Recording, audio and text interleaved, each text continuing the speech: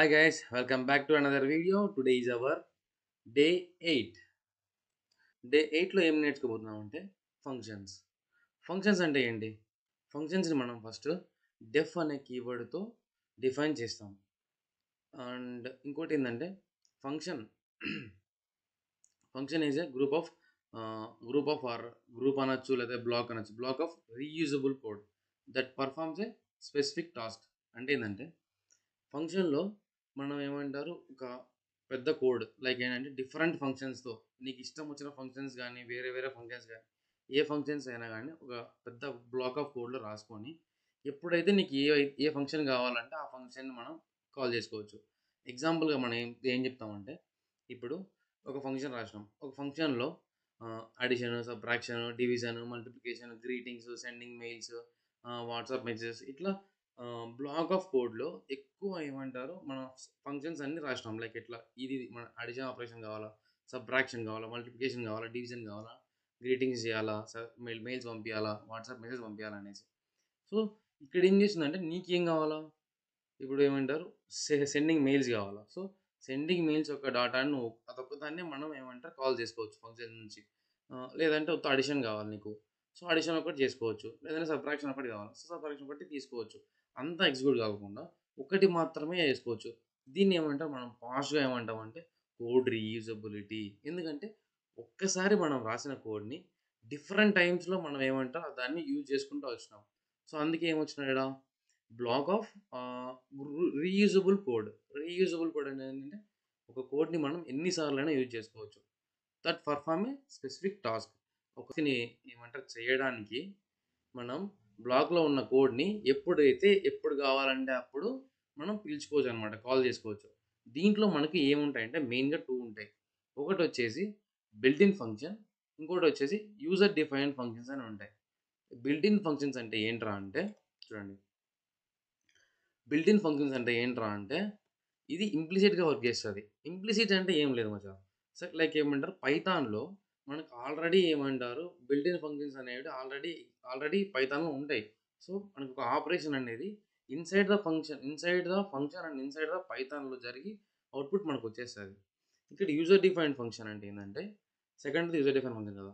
So, user defined function అంటే ఏందంటే ఇప్పుడు మనకు ఒక ఫంక్షన్ నేమ్ రాసుకోవాలా. నీకిష్టం వచ్చిన ఫంక్షన్ నేమ్ రాసుకోవచ్చు. నీకిష్టం వచ్చినట్టు కోడ్ రాసుకోవచ్చు. నీకెప్పుడు కావాలంటే అప్పుడు కోడ్‌ని ఏమంటారు పిలుచుకోవచ్చు. ఏది కావాలంటే అది మనం ఎగ్జిక్యూట్ చేసుకోవచ్చు. ఏది కావాలంటే అది మనం రన్ చేయొచ్చు ప్రోగ్రామ్. సో, ఇదేందంటే నీ ముందర నువ్వు చేస్తున్నావు ఏదైనా గానీ కావాలంటే. సో, ఇది మనకు యూజర్ డిఫైన్డ్ ఫంక్షన్ అనమాట. ఇప్పుడు మన ఎగ్జాంపుల్ చూద్దాం. ఫస్ట్ ఏందంటే బిల్ట్ ఇన్ ఫంక్షన్స్ ఏంటి? సో, ఇంట్ అనేది ఒక బిల్ట్ ఇన్ ఫంక్షన్. ఇంట్ దానికి యూజ్ అవుతది ఇంటిజర్స్ కదా! సో, ఫ్లోట్ అనేది ఏ దానికి యూజ్ అవుతది? Floating values. ఫ్లోటింగ్ వాల్యూస్ అంటే ఏంది? డెసిమల్ పాయింట్స్‌లో ఉండేటివి. స్ట్రింగ్ అనేది ఒక ఫంక్షన్. బూల్ అనేది ఒక ఫంక్షన్. లిస్ట్ ఆఫ్ అనేది ఒక ఫంక్షన్. టపుల్ ఆఫ్ అనేది ఒక ఫంక్షన్. సెట్ ఆఫ్ అనేది ఒక ఫంక్షన్. డిక్షనరీస్ ఆఫ్ అనేది ఒక ఫంక్షన్.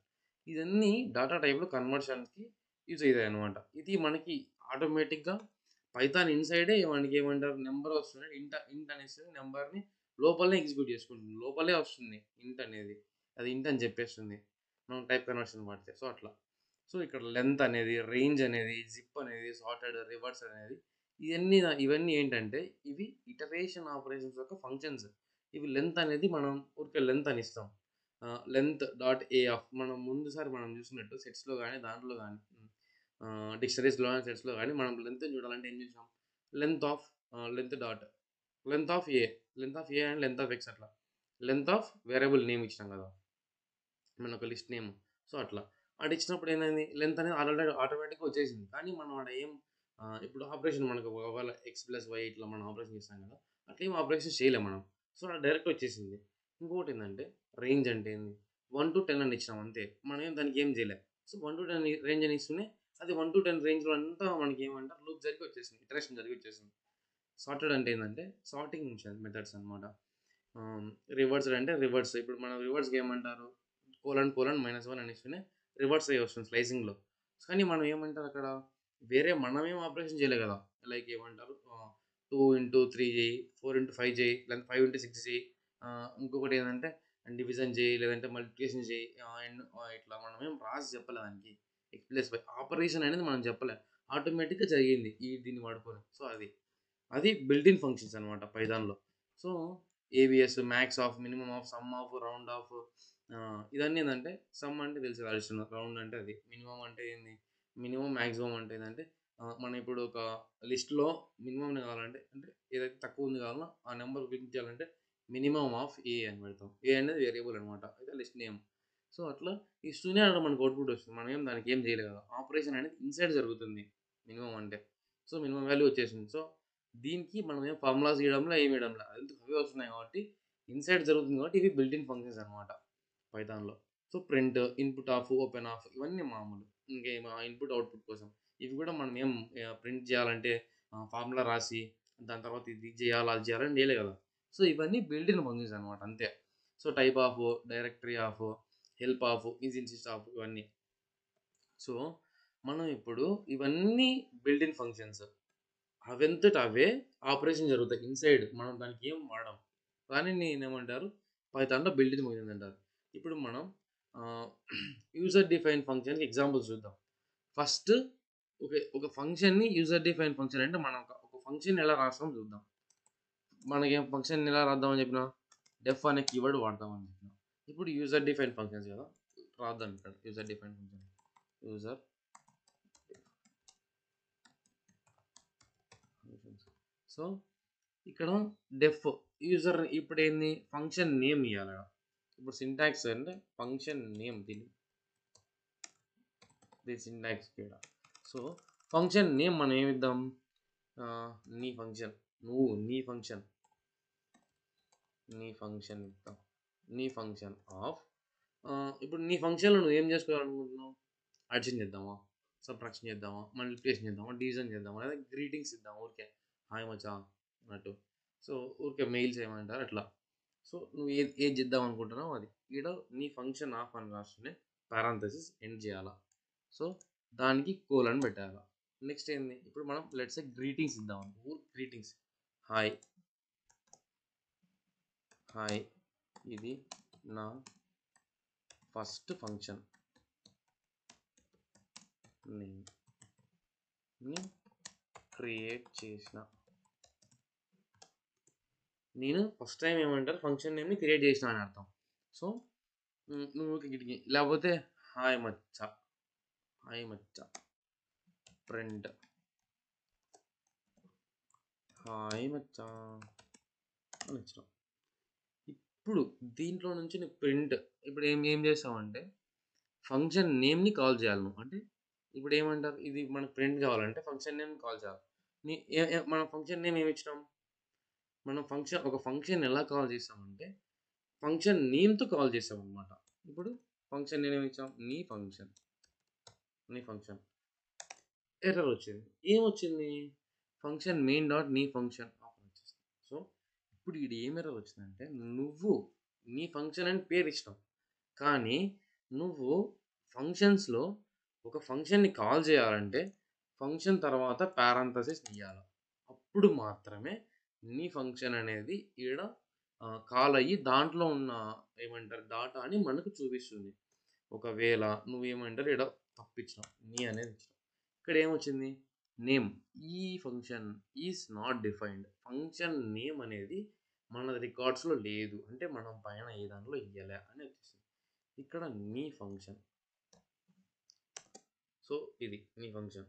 ఇంకొకటి ఇద్దాం డెఫ్. ఇంకొకటి నాది అనుకో, మై ఫంక్షన్ ఆఫ్. ఇక్కడ ఏం చేద్దాం, నేనేం చేయాలనుకుంటున్నా అంటే అడిషన్ చేయాలనుకుంటున్నా. సో అడిషన్ ఇద్దాం. అడిషన్ చేయాలంటే మనకు ఏం కావాలి, 2 నెంబర్స్ కావాలి. దాన్ని ఏమనుకుంటున్నా నేను ఎక్స్ వై అనుకుంటున్నా, 2 నెంబర్స్. సో మనకి ఏం కావాలంటే మనకు రిటర్న్ ఏం రావాలంటే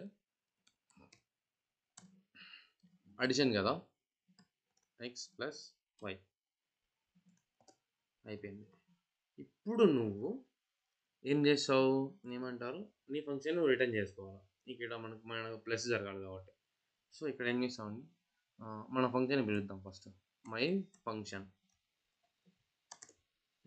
కాలేదే మై ఫంక్షన్ రాలేదు. ఎందుకు రాలేదంటే మిస్సింగ్ 2 రిక్వైర్డ్ పొజిషనల్ ఆర్గ్యుమెంట్స్. అంటే ఏంటంటే ఇక్కడ నేను ఆర్గ్యుమెంట్స్ పెడతాను అని చెప్పిన, ఎక్స్ వై అని చెప్పినా కదా. ఆ ఆర్గ్యుమెంట్స్కి ఏంటంటే నువ్వు ఇక్కడ ఓకే మన ఫంక్షన్ కాల్ చేసినావు, కానీ మనకు అడిషన్ జరగాలంటే ఆర్గ్యుమెంట్స్ కావాలి. సో ఆ ఆర్గ్యుమెంట్స్కి ఇప్పుడు ఎక్స్ వై అని ఇద్దాం. ఎక్స్ వై ఏమొచ్చింది? X y is not defined, y is not defined అని వచ్చింది. వై ఎందుకు డిఫైన్ కావాలి, ఎక్స్ ఎందుకు డిఫైన్ కావాలి అంటే ఇప్పుడు నువ్వు ఇక్కడ ఎక్స్ వై 2 ఆర్గ్యుమెంట్స్ ఉన్నాయి. ఇది ఏమని ఇచ్చాం? Return x plus why.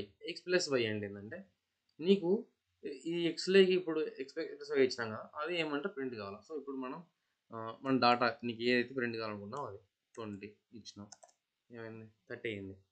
ఇప్పుడు మనం ఈ ఫంక్షన్లో ఎప్పుడైతే 10, 20 రాస్తామో అది పైన ఫంక్షన్లోకి పోయి దాంట్లో నుంచి ఇక్కడ 10 అయ్యి దీంట్లో 20 వై ఎక్స్ లేక్ 20 వచ్చి వై లేక్ 20 వచ్చి ఎక్స్ లేక్ 10 వచ్చి సారీ ఇక్కడ ఎక్స్లోకి 10 వచ్చి వై లేకి 20 వచ్చి రిటర్న్ కిందికి వచ్చి ఎక్స్ ప్లేస్లో 10 y place 20 10 plus 20 equal to 30 అని మనకి ఇక్కడ అవుట్పుట్ వస్తుంది. దీని వెనకాల ఇంత ఉంటుంది ఎక్స్ప్లెనేషన్. సో లెట్సే ఏమంటారు ఇప్పుడు వేరేది ఏదైనా ఫంక్షన్ ఏమంటారు, నేను సబ్ట్రాక్షన్ చేయాలనుకున్నా, సబ్ ఫంక్షన్ పెట్టిన, సబ్ ఫంక్షన్ పేరు సబ్ పెట్టేసిన. లేదంటే ఏం పెడదాం, నీ సబ్ అని పెడదాం, నీ సబ్. ఓకే, సబ్ట్రాక్షన్కి మనం ఏం చేసాం,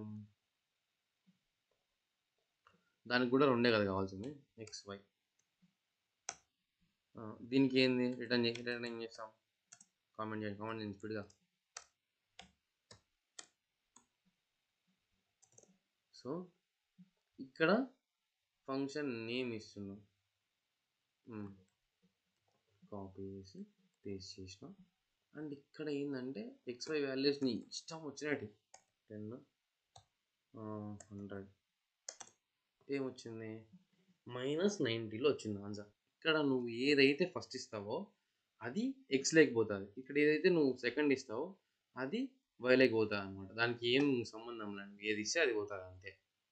సో ఇక్కడ మనం అలాగే స్క్వేర్ రూట్స్ చేద్దాం అనుకుంటున్నాం అనుకోండి. డెఫినెట్స్ స్క్వేర్ రూట్స్ కదా, రూట్కి ఏముంటుంది వాల్యూ ఎక్స్ ఒకటే కదా. సో స్క్వేర్ చేయాలనుకున్నాం, X star X function return చేయాలి మనకు. ఇది ఏ దానికైనా ఒకటి గుర్తుపెట్టుకోండి, మనం ఏం రాస్తున్నామంటే ఇక్కడ ఈ ప్లేస్లో ఏం రాస్తున్నామంటే ఫార్ములా రాస్తున్నాం, రిటర్న్ కావాలి, ఆ ఫార్ములాతో రిటర్న్ కావాలని రాస్తున్నాం. Square root of let's say 100 10,000 వచ్చింది. సో ఇలా యూజర్ డిఫైన్డ్ ఫంక్షన్ అంటే నీ ఇష్టం వచ్చిన ఫంక్షన్ నేమ్ రాసుకొని నీ ఇష్టం వచ్చిన ఆపరేషన్ జరుపుకోవచ్చు నువ్వు. ఇవన్నీ పైనవన్నీ నీ ఫంక్షన్స్, నీ ఇష్టం వచ్చిన ఫంక్షన్స్. నువ్వు ఒక ఫంక్షన్ కాల్ చేయాలి. లెట్స్ సే మనం నీ ఫంక్షన్ని కాల్ చేద్దాం, నీ ఫంక్షన్ హాయ్, ఇది నా ఫస్ట్ ఫంక్షన్ని నా క్రియేట్ చేసిన. సో హాయ్ వచ్చింది. ఇక్కడ మనం ఎప్పుడో ఏమంటారు ఫస్ట్ స్టార్టింగ్లో చేసినాం దీన్ని, ఇది ఇక్కడ రాసినాం. ఈ ఫంక్షన్ నేమ్ని అప్పుడే మనం ఏమంటారు తెచ్చుకొని పెట్టుకున్నాడు, నీకు ఇష్టం వచ్చాడు మనం చేసినాం. లెట్స్ సే ఇప్పుడు మన అడిషన్ చేద్దాం అనుకుంటున్నాం అనుకోండి, లేదంటే సబ్ట్రాక్షన్ అనుకోండి.